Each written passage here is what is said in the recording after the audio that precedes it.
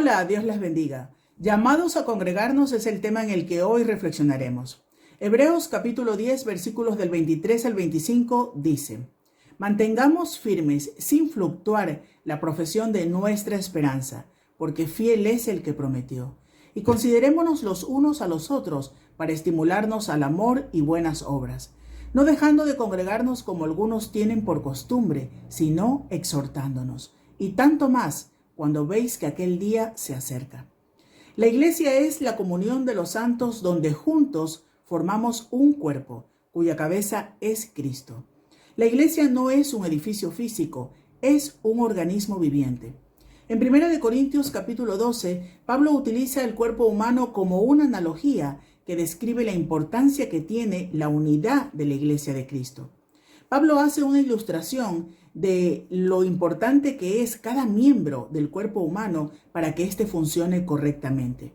Y de la misma manera funciona la diversidad de creyentes que unidos conforman el cuerpo de Cristo.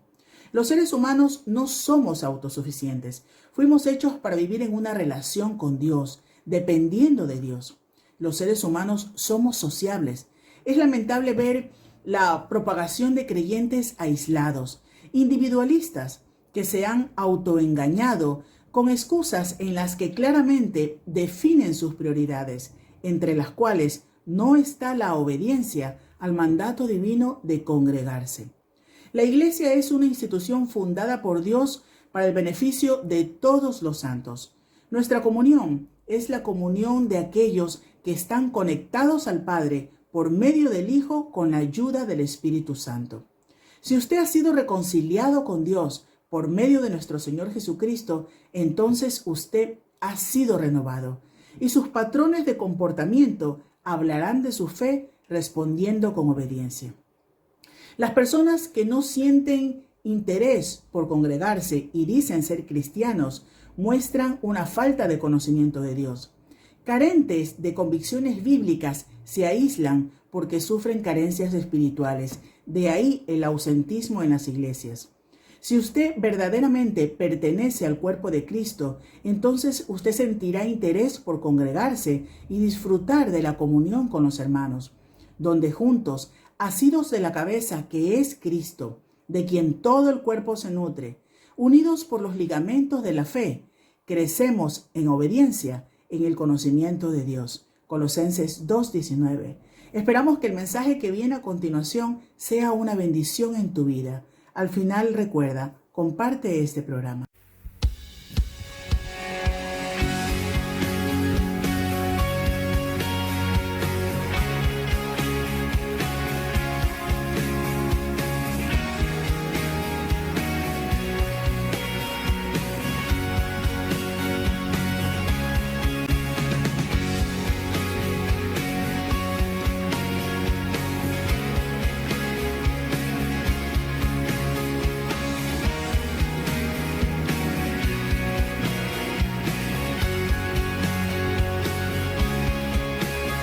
El Dios que hizo los cielos y la tierra con el poder de su palabra y reina con autoridad.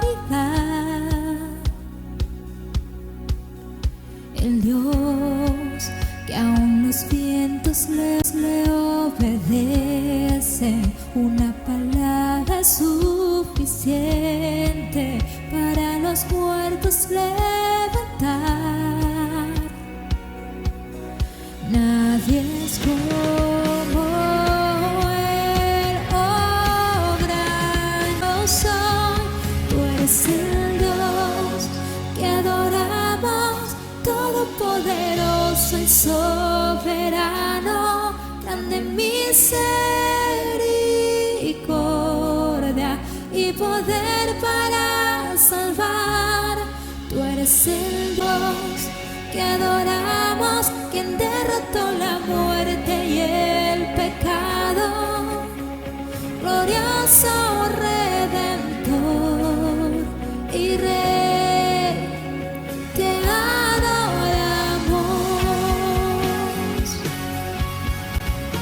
adoramos a ti, oh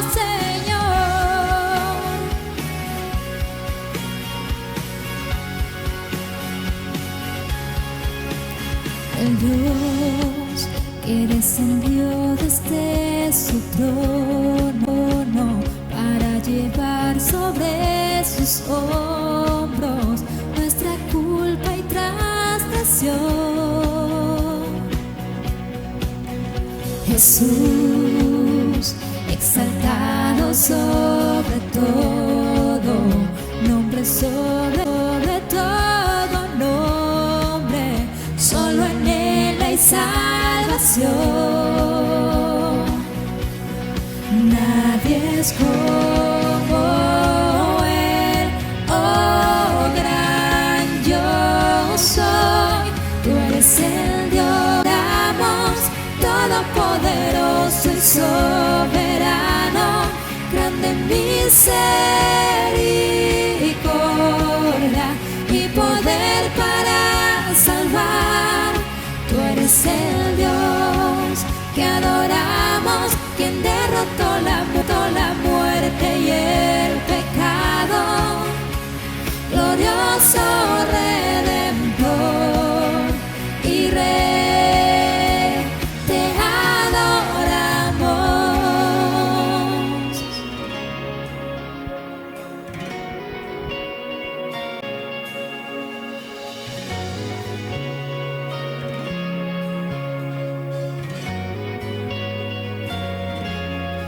Ahí está la gloria y el poder, todo es de Él y para Él.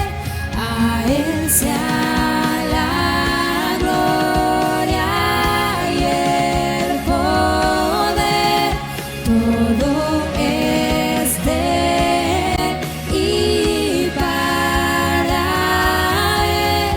Tú eres el Dios que adoramos, todopoderoso y soberano, grande misericordia y poder para salvar. Tú eres el Dios que adoramos, quien derrotó la muerte y el pecado, glorioso Redentor y Rey, te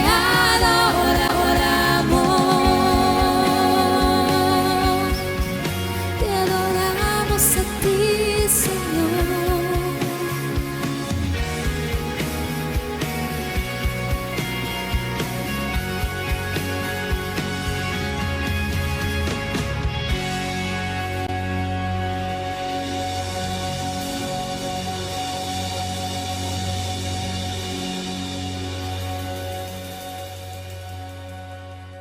Una de las grandes consecuencias de la crisis sanitaria que venimos viviendo es la eclosión de lo que podríamos llamar la iglesia virtual. Muchas personas en la actualidad se acomodan tras este paraguas para justificar su ausencia a la iglesia física. Sostienen la otra creencia de que la fe es algo privado e íntimo. Y para ello, esta iglesia virtual ofrece recursos para una fe en el anonimato. Simplemente intentemos definir estas palabras, porque a veces cuando nos paramos a definir lo que estamos diciendo, se descubren muchas ideas que a veces parecen desapercibidas. Tomamos un diccionario de la Real Academia Española de la Lengua y descomponemos esta expresión iglesia virtual y descubrimos lo siguiente. Iglesia define el diccionario como congregación de los fieles cristianos en virtud del bautismo. Virtual, que tiene existencia aparente, pero no real. Es decir, la virtualidad, como describe Josep Duart, un profesor de estudios de psicología y ciencias de la educación, la virtualidad es una apariencia de realidad y está definida como un proceso imaginario. Apariencia de realidad, la excusa que va creciendo desde el engaño. Y claro, el engaño sutil del presente no surge en la pandemia, sino que viene desarrollándose desde décadas atrás. Con el rechazo de las instituciones causados porque el nombre de la Iglesia se ha abusado, se ha manifestado en diferentes ambientes, lugares y entornos, todo tipo de barbaridades y abusos, pues se ha ido gestando un germen de error. Y como todo germen, este tiene una parte de verdad y mucha mentira. Y este germen de error que ha producido esta eclosión de la Iglesia virtual, la Iglesia aparente, la Iglesia irreal, es esta afirmación: la Iglesia no tiene que ver con edificios, sino con personas. ¿Es verdad esta afirmación? ¿La Iglesia no tiene que ver con edificios, sino con personas? Sí, es verdad. ¿Es toda la verdad? No. ¿Por qué digo que no es toda la verdad? Porque la Iglesia no tiene que ver con personas aisladas, con individuos escondidos y con el anonimato de la privacidad. Iglesia es la congregación pública y visible de todos aquellos que creen en Cristo Jesús. Fíjate cómo cambia el tema. Claro que no son edificios, pero sí es la congregación visible de personas que de una forma pública manifiestan su compromiso con Cristo Jesús. Claro, Iglesia no es un edificio o una catedral, no es un local, sino son las personas que llenan ese local, pero es un grupo de personas visibles. Son las piedras vivas que hacen visible en medio de la sociedad el templo de Cristo.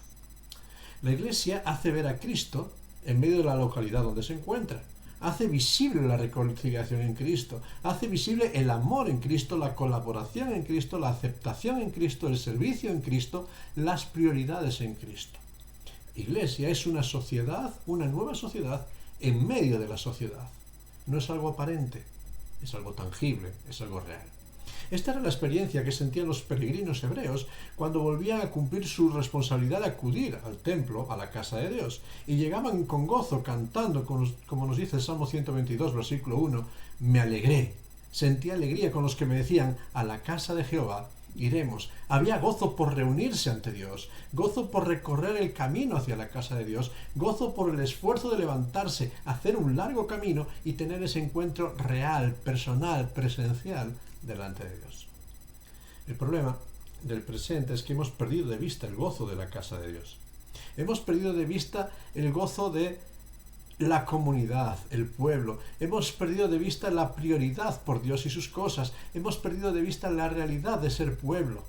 Y al final vemos la Iglesia desde una perspectiva de consumo. Somos consumidores de lo que nos ofrece, pero no colaboradores para bendecir a otros.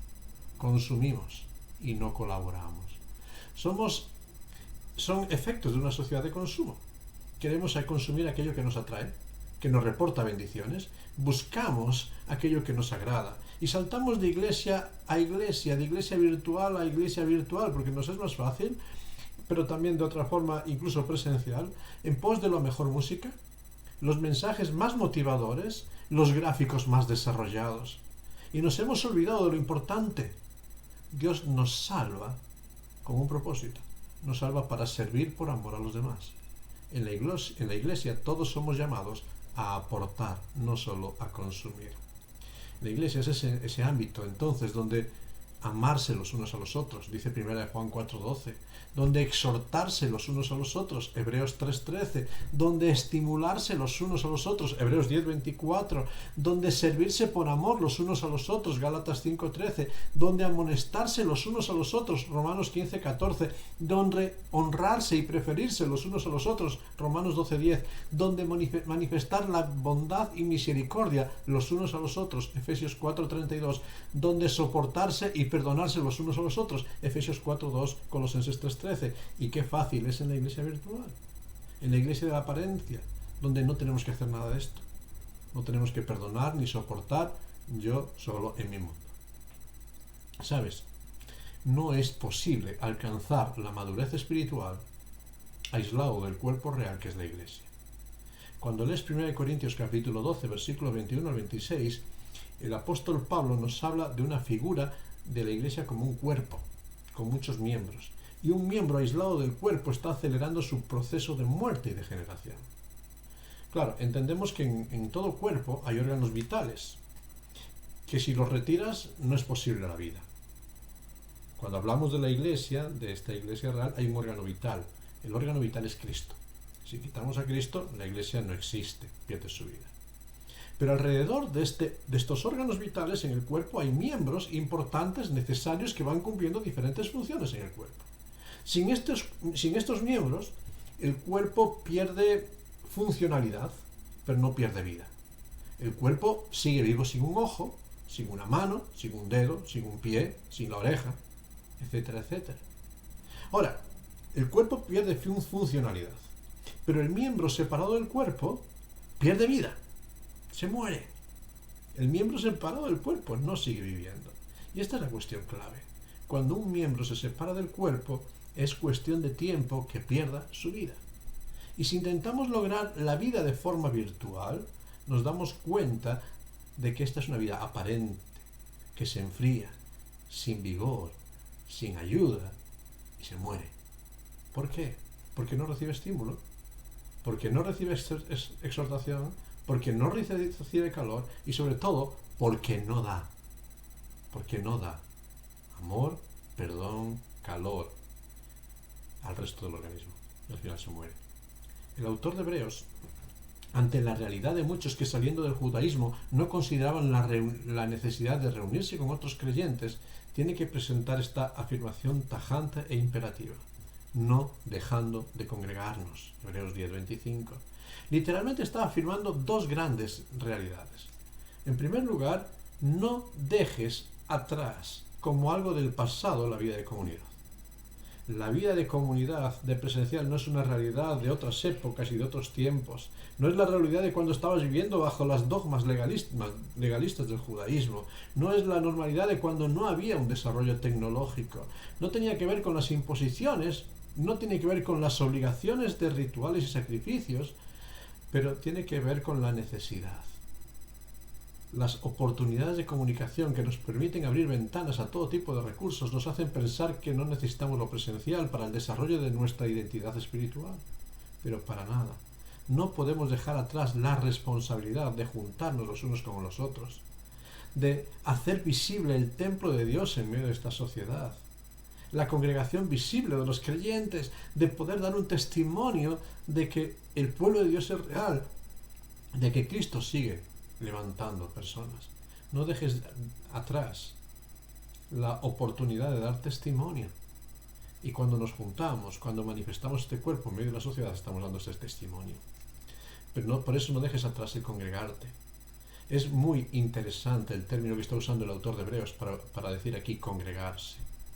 Este término en griego solamente se utiliza en dos lugares en el Nuevo Testamento. ¿Sabes? Es interesante.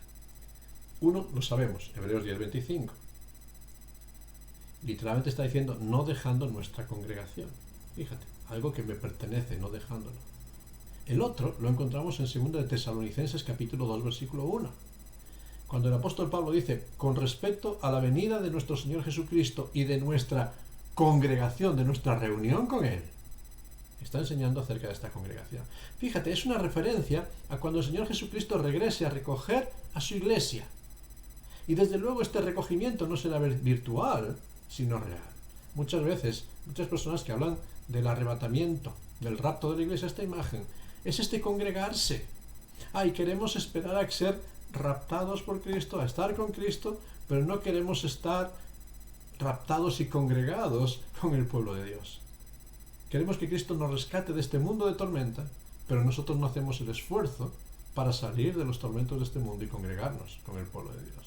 Fíjate lo triste. Y lo que el apóstol está diciendo es que no dejemos atrás esa presencia real como parte del cuerpo y pueblo de Dios. Para que la iglesia se congregue, el autor de Hebreos nos pone una perspectiva concreta, y es el día del regreso de Cristo. La congregación presencial del pueblo de Dios es un testimonio visible de la esperanza de estar reunidos en Cristo, como un anticipo de la reunión por toda la eternidad en la casa del Padre. Fíjate, cuando nos congregamos estamos testificando de la esperanza y el anhelo que tenemos de que un día estaremos congregados, no virtualmente, sino presencialmente en la casa del Padre. Y eso lo testificamos aquí ahora cuando nos congregamos personalmente. Porque, ¿sabes? En el cielo, lo virtual no tiene cobertura. ¿Por qué pues debemos congregarnos presencialmente como pueblo de Dios? En base a todo esto que hemos dicho, quisiera dejarte solamente 7 razones. Podría dar muchas más, pero vamos a dejar 7, el número perfecto, de las por lo cual debemos congregarnos o para qué debemos congregarnos. En primer lugar, debemos congregarnos para servir a los demás. Podemos aportar muchas bendiciones a otros, podemos colaborar en la restauración de vida, podemos aportar aquello que Dios nos ha dado a cada uno para beneficio de otras personas. Por eso debemos congregarnos para servir a los demás. Debemos congregarnos para animar a otros. Cuánto necesario es el ánimo y las palabras de aliento en nuestra sociedad. Cuánto necesitamos esa mirada amable, ese gesto de aceptación.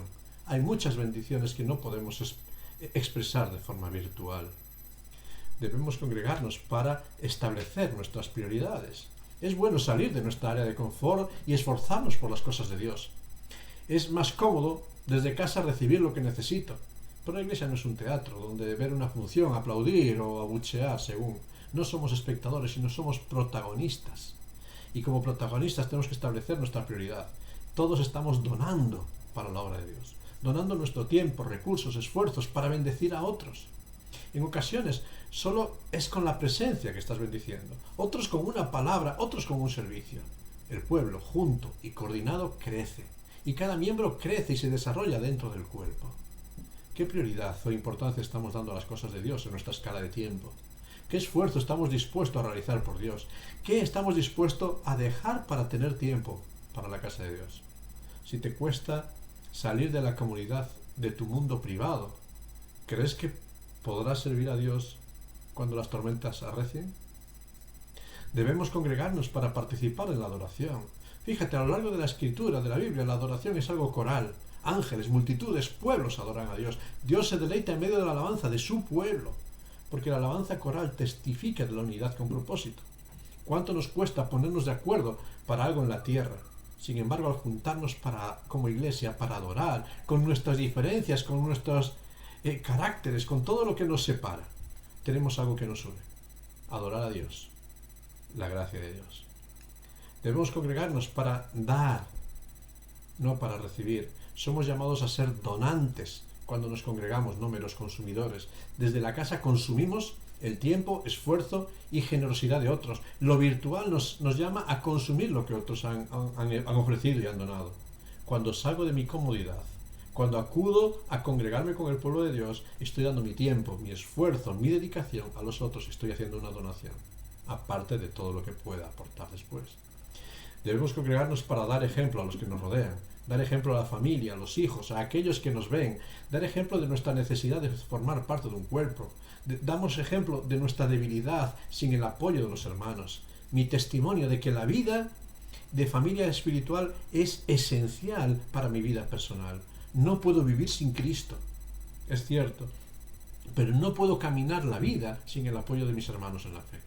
Y los necesito. Y cuando me congrego estoy reforzando estos lazos porque necesito ese apoyo para seguir caminando. Necesito ese estímulo, necesito ese ánimo, necesito esa amonestación, necesito esa exhortación. Y nos congregamos. Y creo, lo pongo en el final para que quede en nuestras mentes, para obedecer a Dios. Porque es un mandato. Este es el imperativo de Dios. No dejéis de congregaros. Necesitamos esta congregación. Necesitamos ponernos de acuerdo, porque es el medio de testimonio como cuerpo. Y con este testimonio necesitamos hacerlo para obedecer y comunicar el poder de Dios en esta generación y mostrar a los que nos rodean que no hay vida nueva fuera de Cristo. Cristo merece la pena. Es todo lo que necesitamos. El reto es grande, ¿verdad? Por eso yo quiero invitarte en este día y en medio de estos tiempos a que no nos acostumbremos a vivir en el engaño de la vida sin formar parte del cuerpo. No nos acomodemos en dar prioridad a nuestra comodidad, familia y trabajo y distanciarnos de la vida de cuerpo de la iglesia. No nos excusemos en nuestros miedos, vergüenza, en el qué dirán, en que no recibimos lo que necesitamos, en las imperfecciones de la iglesia. Porque, ¿sabes? La iglesia perfecta no existe. Y no existe porque no existe el miembro perfecto. Porque nosotros somos seres imperfectos. Y la iglesia se compone de miembros imperfectos, que buscan el auxilio de Cristo y el socorro de los hermanos. No te dejes morir en la soledad de lo aparente. Busca y apasionate por encontrar renovación para tu vida en la congregación real. Dios quiera que en este día cada uno de nosotros podamos cantar y disfrutar como con el salmista y aquel pueblo que decía: me alegro, me gozo con los que dicen: a la casa del Señor vamos. Y que puedas decir: voy a la casa del Señor, y decirlo con gozo, con estímulo, sabiendo que es parte importante de tu vida. Que Dios te bendiga y te ayude a asumir esta reto.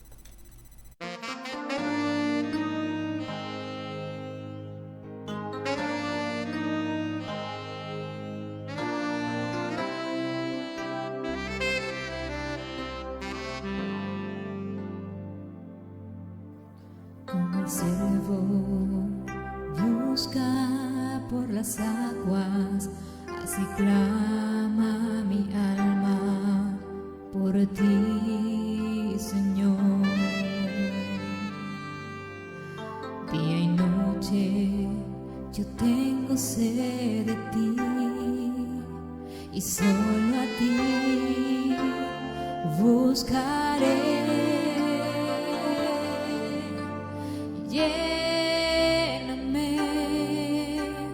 Lléname, Señor, dame más de tu amor.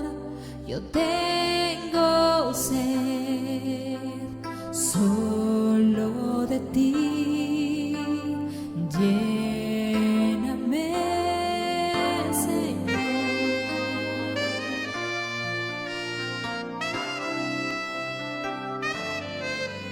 Como el siervo busca por las aguas, así clama mi alma por ti, Señor.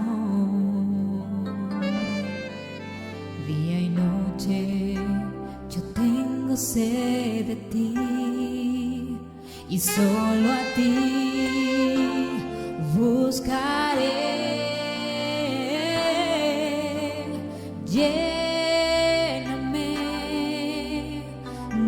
Lléname, Señor, dame más de tu amor. Yo tengo sed solo de ti. Lléname, Señor.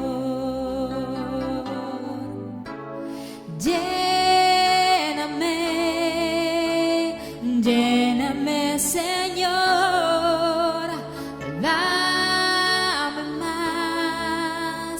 más de tu amor. Yo tengo sed solo de ti. Lléname, Señor. Yo tengo sed solo de ti. Lléname, Señor.